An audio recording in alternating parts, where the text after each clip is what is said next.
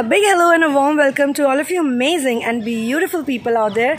Welcome to my channel and welcome to the Ayodhya vlog. Let's get started.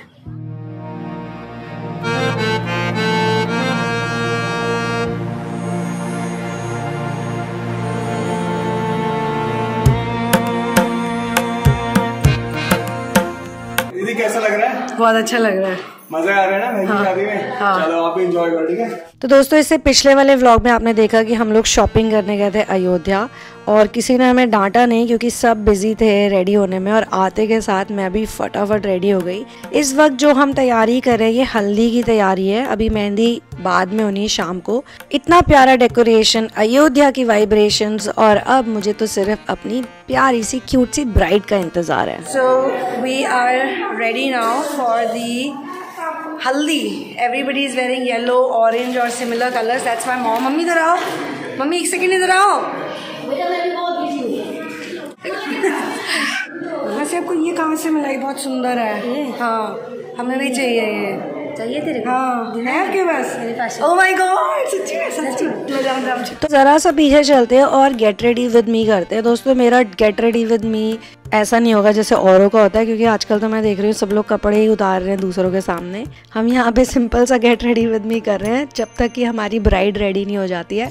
और obviously मैंने और मेरी cousins ने बहुत मेहनत करी थी, बहुत छोटी छोटी चीज़ें ढूंढने के लिए, लाइक झुमका, चुन्नी और थोड़ी बहुत मेकअप की एक्सेसरीज। हमने तो पूरी शादी के हिसाब से किया था, लेकिन यहाँ पे भी हमने थोड़ी बहुत चीज़ें यूज़ कर ली थी, जैसे कि ये thumb rings and what not. ये सब करने में बहुत मज़ा आया, लेकिन हल्दी और मेहंदी के बीच का जो टाइम होता है वो बहुत छोटा होता है, क्योंकि वो जो हल्दी लगाई जाती है उसमें जो भी उपटन का सामान होता है उससे ब्राइड को बहुत जलन होती है। तो कोशिश ये होती है कि उसे फटाफट निपटाया जाए ताकि वो जाके अपना ड्रेसअप कर सके दोबारा से, ताकि जो भी मेहंदी की अगली रस्म है उसमें बैठ सके। फिर मेरा तो एक मानना है दोस्तों कि जहाँ भी हो एंजॉय करो लाइफ को, छोटे छोटे पलों में खुशियाँ ढूंढो एंड बी योरसेल्फ। लड़ाई करनी है तो लड़ाई करो, प्यार करना है तो प्यार करो, लेकिन जो भी करो सच्चे दिल से करो और सबको माफ़ कर दो और खुद को भी माफ़ कर दो। और लाइफ ऐसी ही है, बहुत छोटी सी लाइफ है, हमको सब मिलते हैं। जैसे ये फंक्शन है, यहाँ पे सारे लोग मिले, रिलेटिव्स मिले, भाई बहन मिले, सारे नए नए लोग भी बहुत से मिले, वहाँ पे ट्रैवल करते वक्त भी लोग मिले। तो it was a beautiful experience. और मेरा जो प्रोफेशन है या मेरा जो लाइफस्टाइल है, इसमें कोई सैटरडे संडे नहीं होता मेरे लिए, इसमें कोई छुट्टी वुट्टी नहीं होती है। सारे दिन मैं ऐसे एक जैसा ही रहती हूँ और मुझे वो भी अच्छा लगता है। Thanks to spiritual ascension, thanks to masters, thanks to Sitaram, जिन्होंने सब कुछ दिया है मुझे, सब कुछ दिया है। सबसे बड़ी चीज़ दी है असेंशन दिया है, आध्यात्मिकता दिया है, स्वाध्याय करने वाला जीवन दिया है, ऐसा जीवन दिया है जिसमें हम इनर वर्क कर रहे हैं जो बहुत कम लोग करते हैं। तो यही बहुत बड़ी ब्लेसिंग है। तो इसीलिए फुल ऑन एंजॉय करो, मस्ती मारो, जो होगी देखी जाएगी। फाइनली हमारी ब्यूटीफुल ब्राइड आ चुकी है येलो साड़ी पहन के, कितनी अच्छी लग रही है, और हम लोग उसके कपड़े भी ठीक कर रहे हैं। आखिरकार आज उसका दिन है, टुडे इज हर डे।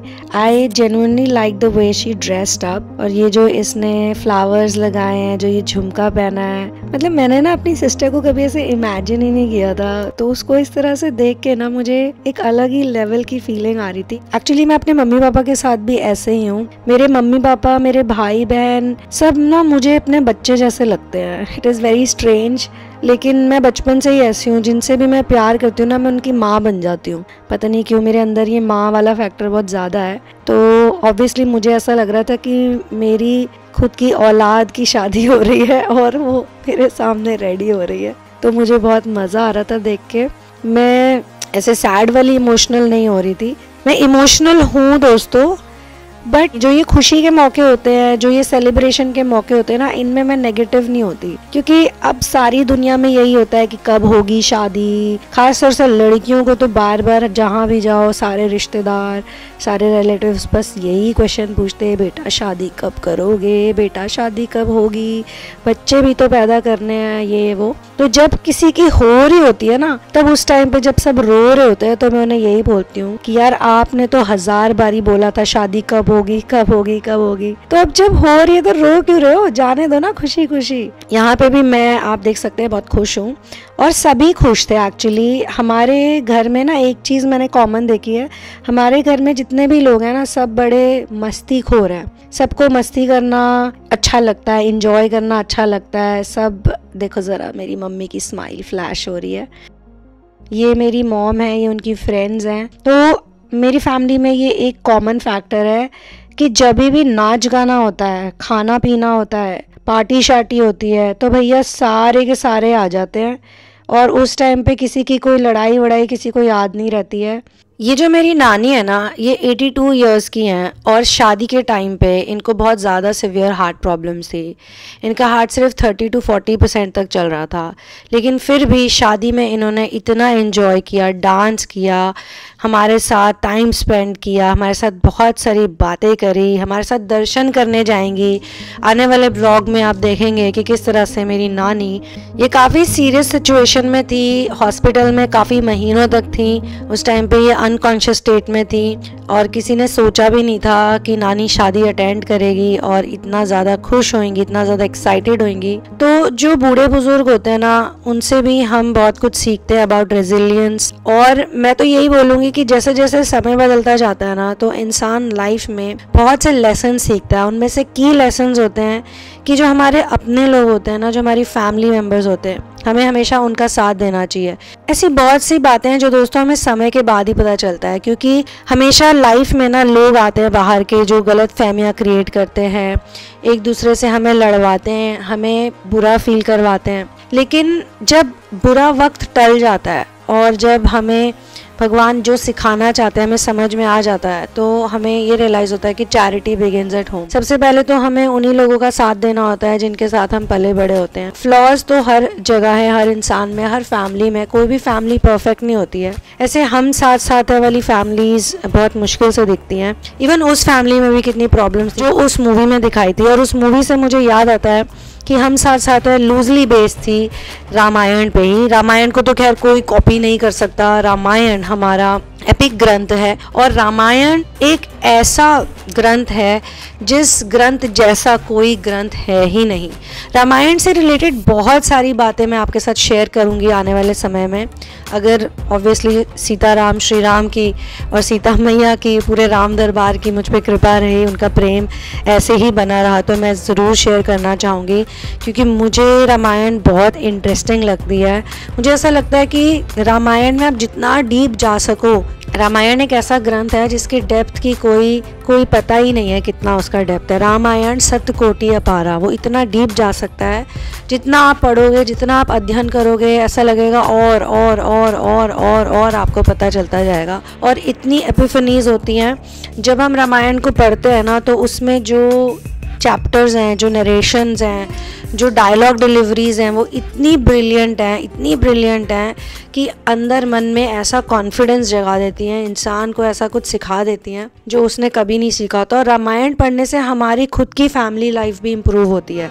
जब हम रामायण का निरंतर पाठ करते हैं तो हमारे मन में वो सारी भावनाएं आने लग जाती हैं। जैसे किस तरह से मर्यादा पुरुषोत्तम श्री राम ने अपने परिवार के सदस्यों को माफ़ किया था, कैकेयी जी को माफ़ किया था, इतना कुछ होने के बाद भी इंस्टेंटली माफ़ कर दिया, अपने पिता को माफ़ कर दिया, अपने भाइयों से कभी नाराज़ नहीं हुए। आज की डेट में लोग सिर्फ अपने भाइयों से, बहनों से, अपने रिश्तेदारों से सिर्फ प्रॉपर्टी लेना चाहते हैं।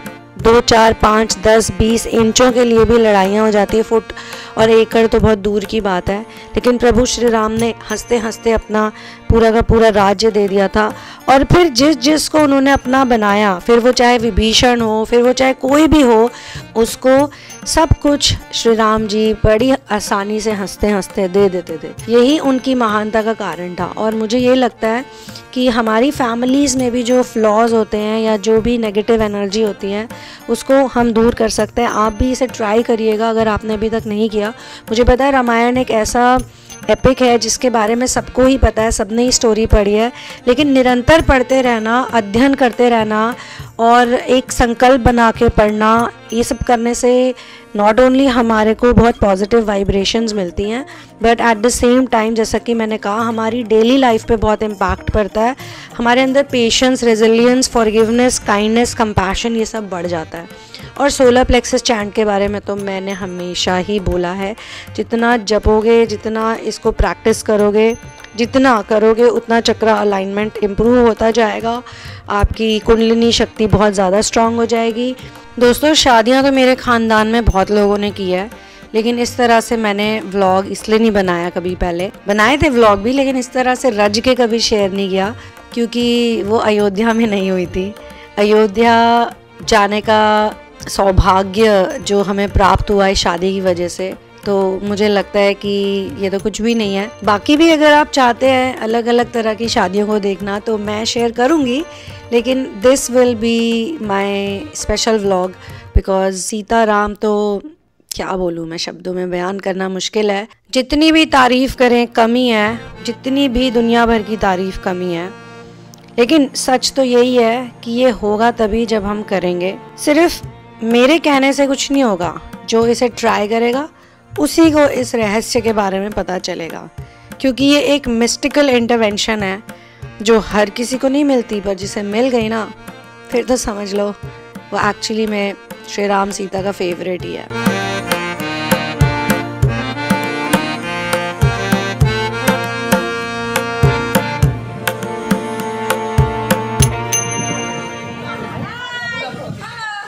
तो अग्नि सम्झिनु पर्दैन।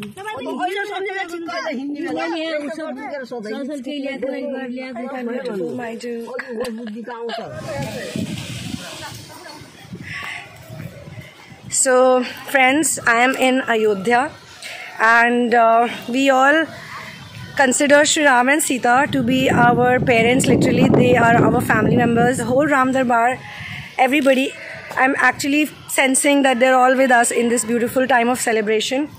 My sister decided, and she always wanted to get married in Ayodhya, and her to-be husband also wanted the same thing. So we all decided to come here so that we can get the blessings of Shri Ram and Sita and the whole family of Shri Ram and Sita. So it's a very beautiful feeling. I genuinely feel that the vibration of this place is higher. It is something that I sensed as soon as I stepped here. So I will take you through Ayodhya in this vlog. I will show you this place. Whatever I visit, I'll take you over there. भाई दाद देती हूँ मैं मेरी family वालों के stamina पे। इतना स्टैमिना है सब में, मुझ में इंक्लूडेड। ऑब्वियसली हमारे अंदर उन्हीं का डीएनए बढ़ोगा। और आप देखो कि सब इतना एंजॉय कर रहे हैं। पूरी रात ट्रैवल करने के बाद अलग अलग जगहों से सब आए हैं। किसी को ज्यादा सोने को नहीं मिला। और ये देखो, ये इसके लिए कितना स्टैमिना चाहिए। ये लड़कियां पूरी रात जागी हैं, उसके बाद सुबह मेरे साथ शॉपिंग करके उसके बाद यहाँ पर आकर अभी भी ये लगी हुई हैं। तो मेहंदी और हल्दी ऐसे फंक्शंस होते हैं जिसमें लिमिटेड लोग होते हैं, ज्यादा बाहर के लोग इतने नहीं होते हैं। जो मेन शादी होती है उसमें तो बहुत सारे गेस्ट होते हैं। तो यहाँ पर आप देखिए, हम अपने लोग हैं सारे और हम एंजॉय कर रहे हैं। इसमें से आई थिंक 70% यहाँ पे नहीं है, क्योंकि कुछ लोग अंदर चले गए चेंज करने। और चेंज इसलिए करने गए क्योंकि यहाँ पे शुरू हो जाती है हमारी मेहंदी की रस्म। ये हमारी सबसे छोटी गेस्ट आई हुई थी घर में। देखो, सबसे छोटी बच्ची हमारी गेस्ट है। वी आर सो लकी कि हमारे पास सारे एज ग्रुप के लोग हैं। नानी से लेकर पोती तक सबके सब मौजूद हैं। अयोध्या में बहुत सारे एनिमल्स देखने को मिलते हैं और कई बार मैंने देखा बच्चों को ये चीज़ बहुत अच्छी लगती है। ये घर के बच्चे सब काउस को देख रहे हैं, मंकीज को देख रहे हैं। मेरी खुद की खिड़की के बाहर इतने सारे बंदर बैठे हुए थे और इतना मज़ा आ रहा था उनको देख के। हम लोग हर तरह के म्यूज़िक पे हम डांस कर रहे थे। तो देखो, मैं इस टाइम तक ना ज़्यादा हेयर स्टाइलिंग और उसमें नहीं गई थी, या इसमें उसमें जो भी मेरे पास ड्रेसेस थे, कपड़े थे, मैंने वो फटाफट चेंज किए और मेहंदी की रस्म के लिए आ गई। और यहाँ पर पहाड़ी संगीत से लेके पंजाबी संगीत हमने कुछ भी नहीं छोड़ा था। कुछ गाने मैं इसलिए भी नहीं रिवील कर पा रही हूँ यहाँ पे क्योंकि कॉपीराइट लग जाता है और वो फिर सारा ना मूड ख़राब हो जाता है। कई बार वैसे वीडियोज़ जिसमें कॉपीराइट का आ जाता है उनको ब्लॉक करना पड़ता है, वो डिलीट भी हो जाते हैं। तो फालतू में इतनी मेहनत को मैं क्यों खराब करूं। तो हमारा कर्तव्य सिर्फ हमारे बायोलॉजिकल फैमिली की तरफ नहीं होता, हमारा कर्तव्य हमारे सोल फैमिली की तरफ भी होता है, जो हमें पूरा करना होता है, जिसकी वजह से हमारा लोक तो सुधरता ही है, लेकिन सबसे इम्पॉर्टेंट है परलोक हमारा सुधरता है। क्योंकि यहाँ पे जितना भी समय हम बिताते हैं, इससे कई गुना ज़्यादा समय हम आफ्टर लाइफ में गुजारते हैं, बिताते हैं।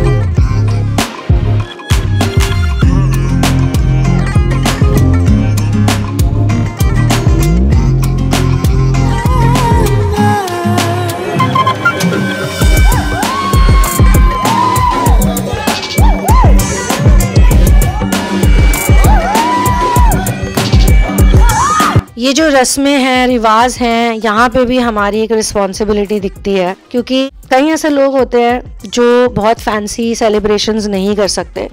तो मैं उन लोगों को यही कहना चाहती हूँ कि आप जैसा भी सेलिब्रेशन कर सकते हैं आप वैसा कीजिए, क्योंकि जैसा भी आप कर रहे हो ना वो ऑलरेडी प्री डेस्टिन्ड है, ऑलरेडी लिखा हुआ है। मेहंदी की रस्म बहुत ही ज़्यादा अमेजिंग थी, बहुत ज़्यादा फन थी। हम लोग सब इंजॉय कर रहे थे और अपने अपने हाथों में मेहंदी लगवा रहे थे। लेकिन इस रस्म में भी बहुत ज़्यादा पेशेंस की ज़रूरत है, क्योंकि इतने सारे लोग हैं और सबको मेहंदी लगानी होती है, साथ में दुल्हन को भी, ब्राइड को भी, और ऑब्वियसली उसकी सारी फ्रेंड्स जो वहाँ पे होती हैं। बेचारे लड़कों का तो बुरा हाल हो जाता है, लेकिन ठीक है, करना ही पड़ेगा, है कि नहीं। तो रात भर मेहंदी लगाई गई, डांस किया गया और सब ने बहुत ज़्यादा इन्जॉय किया। और मुझे लिटरली अपनी सिस्टर की ये ड्रेस बहुत अच्छी लगी। एक्चुअली उसने सारी जो भी ड्रेसेस पहनी थी वो सब मुझे बहुत अच्छी लगी, because she is a very simple girl. उस पर ये सारी ट्रेडिशनल अटायर्स बहुत अच्छी लग रही थी। और ये यहाँ पे कोई पिक्चर थी जिसका ये लोग they were trying to get the same result which they had found somewhere online, कोई फोटो थी। तो सब लगे हुए थे, मेहनत कर रहे थे। एंड मेरे हाथ में उस टाइम आई थिंक मेहंदी नहीं लगी थी, तो I was not a part of this picture. So मैं ये व्लॉग बनाने में बिजी थी। मैं, मेरा भाई, हम लोग तो बहुत ज़्यादा इमोशनल तो थे ही। ये इमोशनल मोमेंट्स होते हैं फैमिली के लिए, लेकिन at the same time we were also in the mood of celebration. वैसे तो ऐसा बोलते हैं कि जिनकी मेहंदी बहुत डार्क लगती है उनके आई डोंट नो हस्बैंड या सास, कोई तो दोनों में से एक उनसे बहुत ज़्यादा प्यार करते हैं। तो मुझे तो बचपन से मेरी मेहंदी बहुत ज़्यादा डार्क लग रही है। इसका पता तो भविष्य में ही चलेगा कि ऐसा होता है कि नहीं। बट मेरी सिस्टर की मेहंदी भी बहुत डार्क लगी थी एंड उसकी डेफिनेटली फैमिली उसे बहुत प्यार करती है and her husband is also very loving. तो उसका तो प्रूव हो गया, मेरा देखते हैं प्रूव होता है कि नहीं सही। ऐसे ही होता है दोस्तों, जब किसी और की शादी हो रही होती है ना तो खुद के दिमाग में भी ये सब बातें चलने लग जाती हैं। आपके साथ भी ऐसा ही होता है क्या? तो ये जो शादी का लड्डू है ना, ऐसा कहते हैं कि जो खाए वो पछताए, जो ना खाए वो भी पछताए। तो आपका एक्सपीरियंस क्या कहता है? कमेंट करके बताना दोस्तों, आप पछता रहे हो या आप पछता रहे हो। जो शादी की जो परंपरा है उसके हिसाब से मेहंदी लगाने से it's a good step, it's a good process to start with, जिससे अच्छे स्वास्थ्य की और अच्छी प्रॉस्पेरिटी, समृद्धि की कामना की जाती है। तो शादी से एक रात पहले सिर्फ मेहंदी के समारोह का आयोजन किया जाता है और दुल्हन उसके बाद रेडी होती है और अपनी शादी की यात्रा शुरू करती है। तो मैंने भी मेहंदी लगा ली, फाइनली लग गई, और बस मुझे ज़्यादा इतनी लगानी नहीं थी, सूख जाए बस। और ये कुछ बहुत क्यूट अडोरेबल पिक्चर्स हैं मेहंदी की रस्म की, हल्दी की रस्म की कंबाइंड। मेरे को तो यहाँ का डेकोरेशन बहुत ज़्यादा अच्छा लगा था, जो दिन में येलो था और रात को फिर ग्रीन कलर का हो गया था, और वो बहुत ही ब्यूटीफुल लग रहा था हमारे अटायर्स के साथ। जो भी हम लोगों ने कपड़े पहने थे तो बैकग्राउंड में ना और भी खिल के आ रहा था।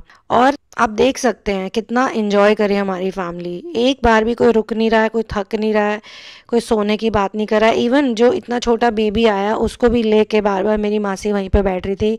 बच्चा एक बार भी रोया नहीं, चिल्लाया नहीं, चिल्लाई नहीं। गर्ल है ना, गर्ल्स में होती है ये चीज़, संयम ज़्यादा होता है। तो या my sister is looking definitely very cute and adorable. And अब बस अगली रस्म का इंतज़ार है और वो है शादी। लेकिन शादी से पहले हम घूमेंगे अयोध्या, सरयू नदी, हनुमानगढ़ी और राजा दशरथ का महल, और भी सारी चीज़ें मैं आपको बताऊंगी। मिलते हैं नेक्स्ट वीडियो में। One love, peace out and victory to Ram.